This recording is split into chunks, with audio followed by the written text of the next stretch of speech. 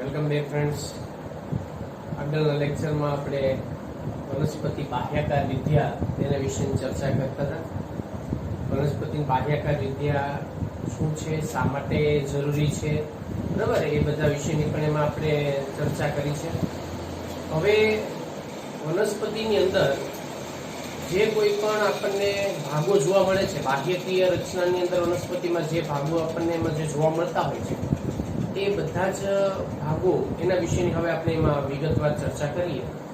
સૌથી પહેલા એમાં વનસ્પતિની અંદર જે બાહ્ય રચનામાં મેં તમને ત્યારે વાત કરી હતી કે મુખ્યત્વે બે આપણને જોવા મળે છે. એક પ્રરોહ તંત્ર અને જે જમીનની ઉપરના ભાગમાં હોય છે, જમીનની નીચેના ભાગમાં જે આપણને જોવા મળે એને આપણે શું નામ આપ્યું છે? મૂળ તંત્ર. તો આમ પ્રરોહ તંત્ર અને મૂળ તંત્ર એની રચના આપણને વનસ્પતિની અંદર સામાન્ય રીતે જોવા મળતી હોય છે. પ્રરોહ તંત્ર જે છે એ જમીનનો ઉપરી ભાગ છે વનસ્પતિનો, અને મૂળ તંત્ર છે એ વનસ્પતિનો જમીનમાંનો અંદરનો ભાગ છે. એને મૂળ તંત્ર તરીકે ઓળખવામાં આવે છે. હવે આની અંદર આપણે ચર્ચા કરીએ મૂળ વિશે.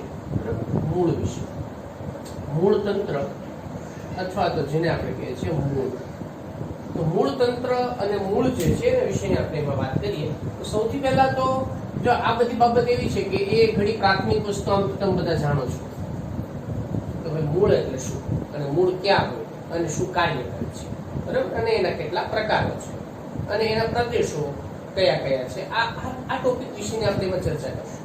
તો મૂળની વ્યાખ્યા તમે જાણો છો ને. આપણે સામાન્ય કેવું મૂળ શું છે તો આપણે કે વનસ્પતિનો જમીનમાંનો જે ભૂમિગત ભાગ છે, એ ભૂમિગત એટલે કે જે જમીનમાં આવેલો ભાગ, એને આપણે મૂળ તરીકે ઓળખી શકાય. બસ એ જ રીતે આપણે એની એક બહુ શોર્ટકટ અને વ્યવસ્થિત એક આખી છે એની સાયન્ટિફિક ડેફિનેશન છે એ જોઈએ. મૂળ એટલે શું? તો મૂળ જે છે એ વનસ્પતિનો સૌથી પહેલા તો ભૂમિગત ભાગ છે, બરાબર. ભૂમિગત ભાગ, ભૂમિગત એટલે કેવો? ભૂમિગત એટલે કે જે જમીનમાં હોય એવો, બરાબર. ભૂમિગત એટલે જમીનમાં હોય એવો ભાગ, એટલે આપણે એને ભૂમિગત ભાગ તરીકે ઓળખીશું. એટલે મૂળ જે છે વનસ્પતિનો ભૂમિગત ભાગ છે. હવે એની ઉત્પત્તિના આધારે જો આપણે વાત કરી હોય, અથવા તો જે મૂળ જે છે એ વનસ્પતિનો ભૂમિગત ભાગ છે, જેનું નિર્માણ એ ભ્રૂણ મૂળમાંથી થતું જોવા મળે છે, બરાબર. એટલે જેનું નિર્માણ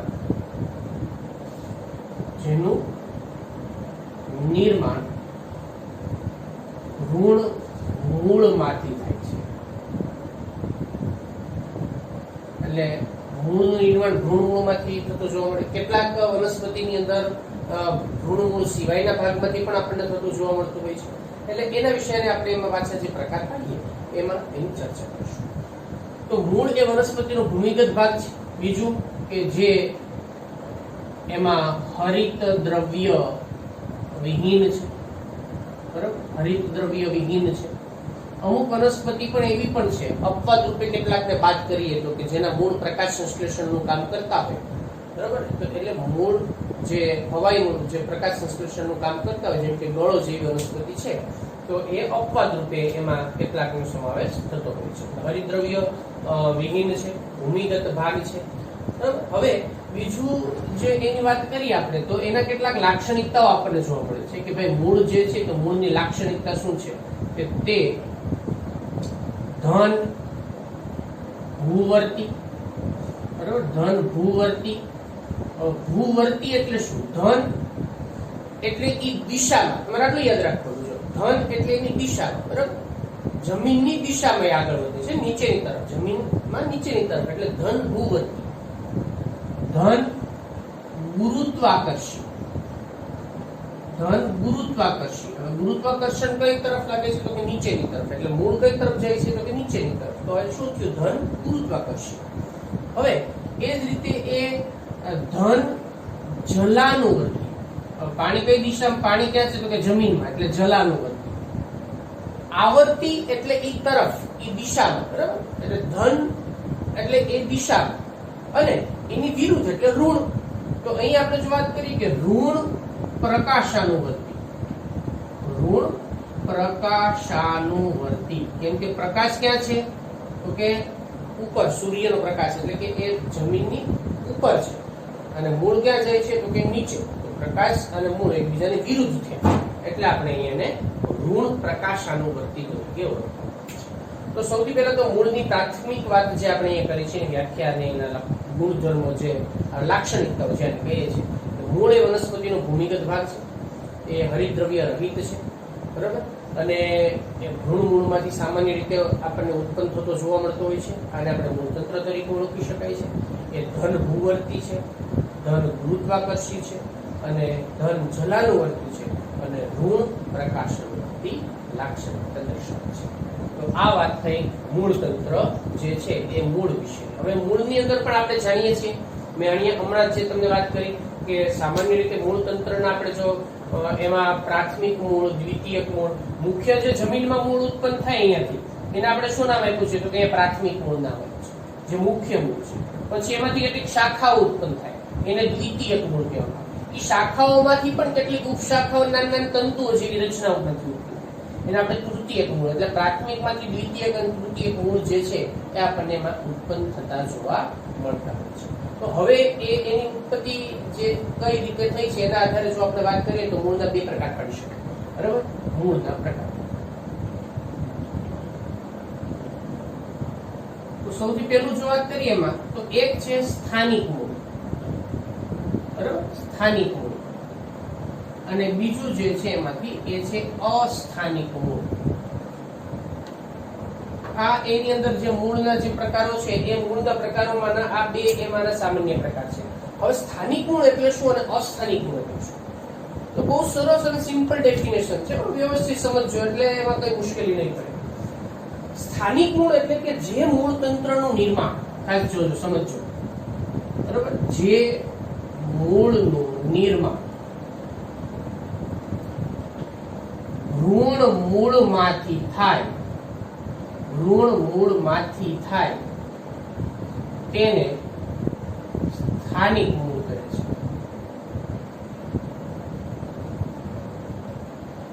બરાબર, શું કહેશું આપણે એને?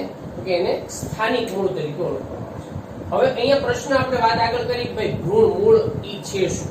તો હવે તમે વનસ્પતિના બીજની રચના જાણતા હશો. તો એ ભ્રૂણ મૂળને સમજવા માટે હું તમને વનસ્પતિના બીજની રચના આપણે ખાલી સમજીએ. ધારો કે તમે કોઈ પણ વાલ વટાણાનો આ એક બીજ છે, આપણે એના બે ફાડા કર્યા છે. વાલ વટાણા કે શીંગનું કોઈ પણ બીજ લઈ અને એના બે ફાડા કરો, બરાબર, તો એ ભાગની અંદર એની અંદર તમને ઉપરના ભાગે એક નાનું સફેદ રંગનું કંઈક તમને એમાં કંઈક ભાગ દેખાશે, બહાર ઉછેરો જોજો. એ ભાગ જે છે ને ભ્રૂણ છે. હવે એ ભ્રૂણની અંદર આપણને ભ્રૂણને હું થોડોક આપણે એને ઝૂમ કરીને દર્શાવું છું અહીંયા, બરાબર, અથવા તો એમ થોડુંક એનલાર્જ કરીએ કે આ ભાગની અંદર છે ને આપણને બે અલગ અલગ આવા ભાગ જોવા મળતા હોય છે. તો આ ઉપરનો ભાગ છે ને, બરાબર, એને આપણે આના વિશેની ચર્ચા આપણે આગળ ડિટેલમાં કરશું. એને આપણે ભ્રૂણાગ્ર તરીકે ઓળખવામાં આવે છે. અને આ જે નીચેનો ભાગ છે ને એને ભ્રૂણ મૂળ તરીકે ઓળખી શકાય. એટલે ભ્રૂણ મૂળ હોય ક્યાં? તો કે વનસ્પતિના બીજમાં હોય, બરાબર. એમાંથી શું ઉત્પન્ન થાય છે? તો ભ્રૂણ મૂળમાંથી ઉત્પન્ન થાય છે મૂળ. ભ્રૂણ મૂળમાંથી શું ઉત્પન્ન થાય? મૂળનું નિર્માણ થાય. અને ભ્રૂણાગ્રમાંથી શું ઉત્પન્ન થાય છે? તો કે ભ્રૂણાગ્રમાંથી આપણને પ્રરોહ તંત્રનું નિર્માણ થતું જોવા મળે છે. ભ્રૂણ મૂળ એ મૂળ તંત્ર ભ્રૂણ મૂળમાંથી ઉત્પન્ન થાય, પ્રરોહ તંત્ર ભ્રૂણાગ્રમાંથી ઉત્પન્ન થાય.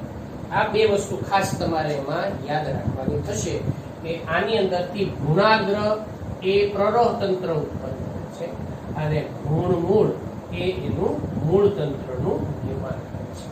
એટલે અહીંયા આપણે શું વાત કરી કે જો મૂળનું નિર્માણ ઋણ મૂળમાંથી થાય તો એને સ્થાનિક મૂળ કે સ્થાયી મૂળ તરીકે ઓળખવામાં આવે છે. અને અસ્થાનિક મૂળ એટલે શું? તો કે જે મૂળનું નિર્માણ, બરાબર, ઋણ મૂળ સિવાયના ભાગમાંથી થાય. ઋણ મૂળ સિવાયનો ભાગ. તો ઋણ મૂળ સિવાયનો ભાગ એટલે એમાં ઉપરાક્ષ, પ્રકાંડ, પર્ણ આનો સમાવેશ થાય, બરાબર. આ ભાગ આમાંથી કે પ્રકાંડ ઉપરથી મૂળ ઉત્પન્ન થતા હોય, પર્ણ ઉપરથી ઉત્પન્ન થતા હોય, પાનખુટીમાં ને વનસ્પતિમાં.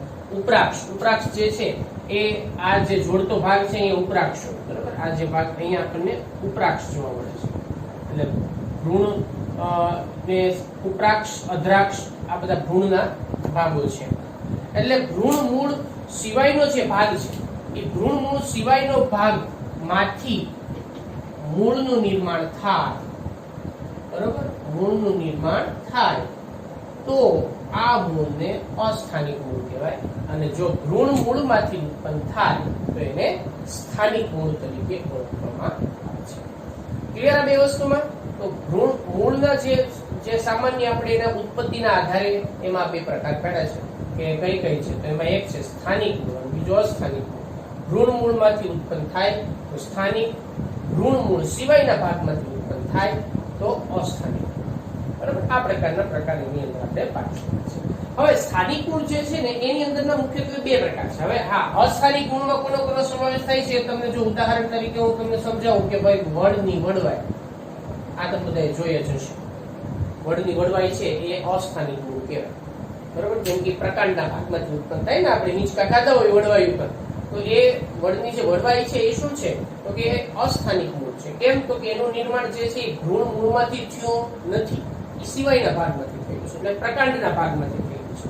તો આ પ્રકારના મૂળ જે છે ને અસ્થાનિક મૂળ તરીકે આપણે ઓળખીએ છીએ. હવે સ્થાનિક મૂળના જે પ્રકાર છે એની અંદરના એ આપણને બે પ્રકારના જોવા મળે છે. તો એના વિશે હવે આપણે ચર્ચા કરીએ કે સ્થાનિક મૂળના કયા કયા બે પ્રકાર છે. આપણે એ પ્રાથમિક રીતે જોઈ લઈએ કે એમાંના મુખ્યત્વે બે પ્રકાર જે પાડવામાં આવ્યા છે. એમાંનો પ્રકાર જેને આપણે સામાન્ય રીતે કહીએ છીએ સોટીમય મૂળ અને સોટીમય મૂળ તંત્ર, અને બીજું છે એમાંનું તંતુમય મૂળ તંત્ર. આ બે પ્રકારના મૂળ તંત્ર આપણને એમાં જોવા મળે છે, જેના વિશેની આપણે એમાં આગળ ચર્ચા કરીએ કે તંતુમય મૂળ તંત્ર જે છે એ અને સોટીમય પ્રકારનું મૂળ તંત્ર જે છે એ આપણને કઈ રીતનું જોવા મળતું હોય છે. હવે એના મૂળ તંત્રના જે મુખ્ય બે પ્રકારો છે એના વિશેની જો આપણે વાત કરીએ તો સોટીમય મૂળ તંત્ર અને જે તંતુમય મૂળ તંત્ર, બરોબર, તો એના વિશે આપણે વાત કરીએ. મેં તમને શું પહેલા અહીંયા આપણે સમજ્યા કે ભાઈ મૂળ તંત્ર જે ઉત્પન્ન થાય એમાં જે ભૂમિગત ભાગ હોય, એમાંનો મુખ્ય જે ભૂમિગત ભાગ હોય એને આપણે શું નામ આપ્યું છે? પ્રાથમિક મૂળ, જે એમાંથી ઉત્પન્ન થાય છે, બરાબર છે. પછી પ્રાથમિક મૂળમાંથી જે શાખા ઉત્પન્ન થાય, બરાબર, એને આપણે શું કીધું છે અહીંયા? દ્વિતીય મૂળ. હવે દ્વિતીય મૂળમાંથી પણ કેટલીક ઉપશાખાઓ કે એમાં તંતુ જેવી રચના ઉત્પન્ન થાય એને આપણે શું કીધું છે અહીંયા? તૃતીયક મૂળ. તો મુખ્ય કોણ થયો? પ્રાથમિક, એના પછી દ્વિતીય, એના પછી તૃતીય. તો અહીંયા આપણે સોટીમય મૂળની જો વાત કરીએ તો સોટીમય મૂળની અંદર પ્રાથમિક મૂળ જે છે એ જ મુખ્ય મૂળ છે. એટલે જે એમાં એનું જે પ્રાથમિક મૂળ છે, બરાબર, એમાં પ્રાથમિક મૂળ સોટીમય મૂળ તંત્રમાંથી પ્રાથમિક મૂળ જે મુખ્ય મૂળ છે,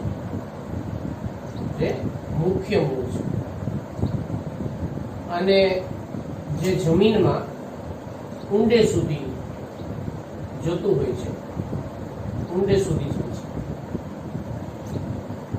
અને તેમાંથી પાર્શ્વીય એટલે સાઈડમાં જે ઉત્પન્ન થાય છે બધા જે અહીંયા આપણે દેખાય ને આ બધા, અને પાર્શ્વીય એટલે બાજુ, પાર્શ્વ એટલે બાજુ, સાઈડમાં જે રચના છે. પાર્શ્વીય મૂળ જે છે એ પાર્શ્વીય મૂળ એમાંથી નિર્માણ પામે છે.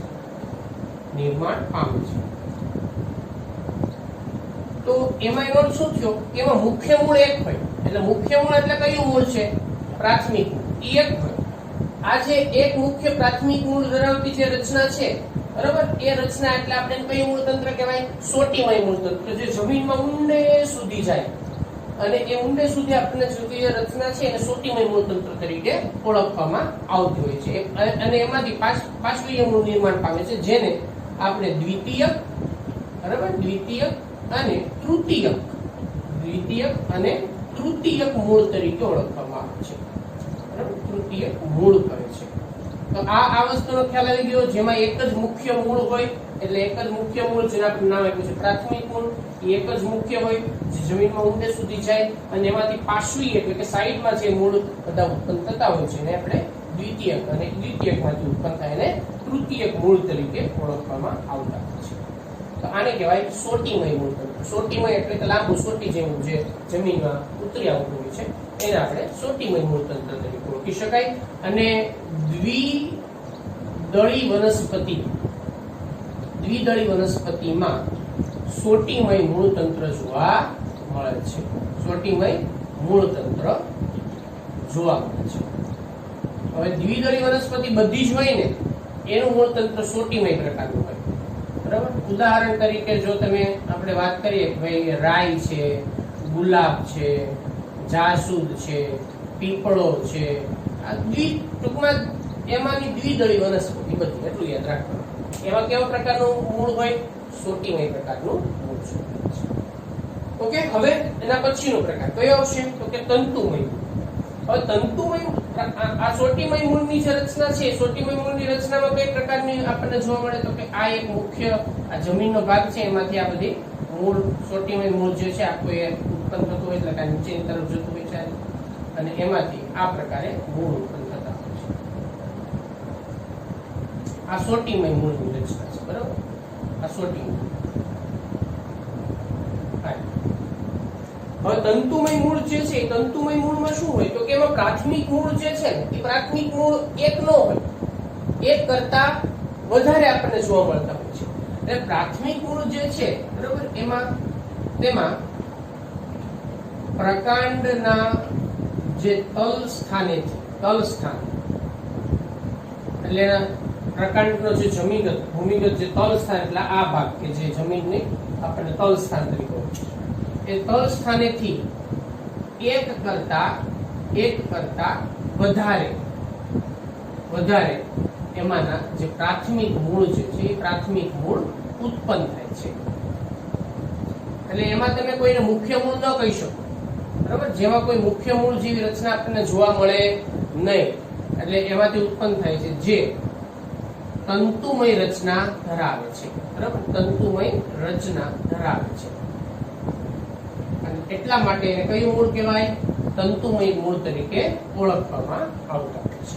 એટલે એમાં ઘણા બધા તંતુમય પ્રકારની રચના જોવા મળે છે. બીજું કે જે જમીનની જે ઉપરની સપાટી છે, એ ઉપરની સપાટીમાં વિસ્તરે છે. એટલે બહુ ઊંડે સુધી જતા નથી. એ માત્ર જમીનની સપાટીને ઉપરની જે સપાટી હોય એની ઉપર જ આપણને વિસ્તરતા કે ફેલાતા જોવા મળતા હોય છે. અને બીજી ખાસ અહીંયા આપણે જેમ દ્વિદળીમાં વાત કરીએ, તંતુમય રચના શેમાં જોવા મળે છે? તો કે જે એકદળી વનસ્પતિમાં જોવા મળે છે. હવે એકદળી વનસ્પતિ એટલે શું? તમે ઘાસ લઈ લો, કોઈ પણ ઘાસ. ઉદાહરણ તરીકે આપણે એમાં ઘાસની વાત કરીએ, બાજરી, જુવાર લઈ લો તમે.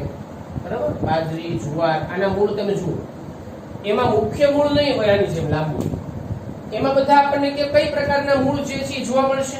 તો આ જુવાર, બાજરી કે ઘાસને જો તમે જોશો, બરાબર, તો એમાંથી જે પ્રકારનો જે ભાગ છે એમાંથી તમને આવા ઘણા બધા તંતુમય પ્રકારના મૂળ જો આ રીતે જોવા મળશે.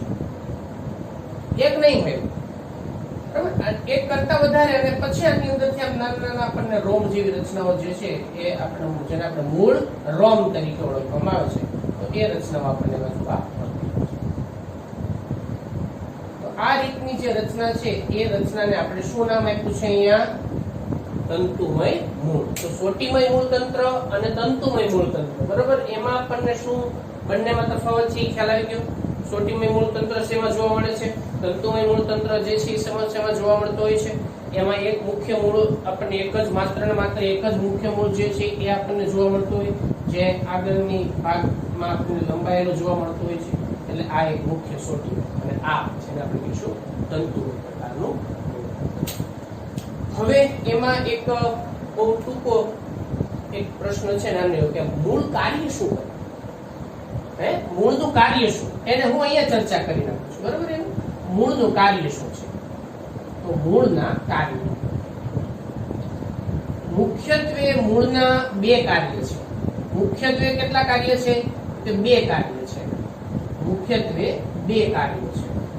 કયા કયા? એક કાર્ય જેને આપણે કહીશું સ્થાપન કરવાનું, એટલે જે વનસ્પતિને જમીનમાં શું કરે છે? સ્થાપન કરે છે. જમીનમાં એને જકડી રાખવાનું કામ કરે છે, જેથી એ ઉખડીને પડી ન જાય. બરાબર, એને જમીનમાં સ્થાપન કરવાનું કામ કરે છે, જકડી રાખવાનું કામ કરે છે. અને બીજું કાર્ય જે છે એનું એ છે ખનિજ દ્રવ્યો, ખનિજ તત્વો અને પાણી.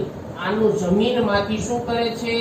શોષણ કરવાનું કાર્ય એના દ્વારા થાય છે. તો ખનિજ દ્રવ્ય અને પાણીનું શોષણ અને વનસ્પતિનું સ્થાપન, આ કાર્ય મુખ્યત્વે મૂળ દ્વારા આપણને જોવા મળતા હોય છે. તો આ જે ચર્ચા કરી એ આપણે મૂળની રચના અને મૂળના જે પ્રકારો છે અને મૂળનું કાર્ય એના વિશે આપણે વાત કરી. બાકીની ચર્ચા આપણે એમાં આગળ નેક્સ્ટ લેક્ચરમાં